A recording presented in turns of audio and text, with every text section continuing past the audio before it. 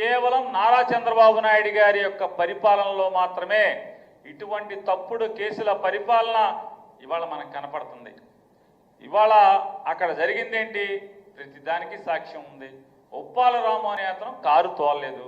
అది జిల్లా పరిషత్తు చైర్పర్సన్కి కేటాయించబడినటువంటి అధికారిక వాహనం. అది దానికి జిల్లా పరిషత్ సంబంధించినటువంటి డ్రైవర్ కారు తోలుతున్నాడు. ఫ్రంట్ సీట్లో జిల్లా పరిషత్ చైర్పర్సన్ గారికి అధికారికంగా ఇచ్చినటువంటి దఫేదారు ఉన్నాడు. వెనక భార్యాభర్తలు ఇద్దరు కూర్చుని ఉన్నారు.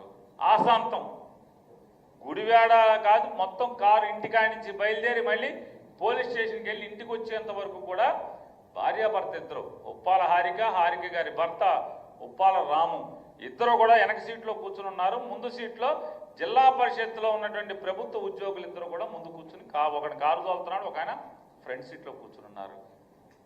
ఇక ఎవరైతే కేసు పెట్టిన అక్కాయి సంగతి చెప్పాలంటే, ఆ అక్కాయి ఇక్కడ నుంచి లోకేష్ గారి డైరెక్షన్తో ఆవిడ ఎంత గొప్పగా నటించేస్తుందంటే, కొడాల నాని గారి ఫ్లెక్సులు ఎక్కి బరాబరా ఎక్కి మనం ఎక్కగలమా లేదా, మనం చెంపొచ్చా చెంపకూడదా అనేది కూడా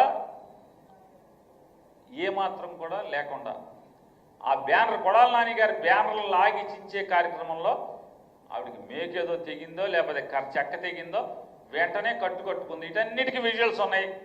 ఆవిడ బ్యానర్ ఎక్కి ఎగబాకి, బ్యానర్ మీదకి ఎగబాకి ఎక్కి అవి కోసేస్తున్నప్పుడు, అవి పీకేస్తున్నప్పుడు, ఆ పీకిన తర్వాత ఆ క్రమంలో దెబ్బ తగలటం, దానికి కట్టుకోవటం అన్నీ ఆఖరికి తెలుగుదేశం ఛానల్స్తో కూడా రికార్డ్ అయ్యి ఉంది.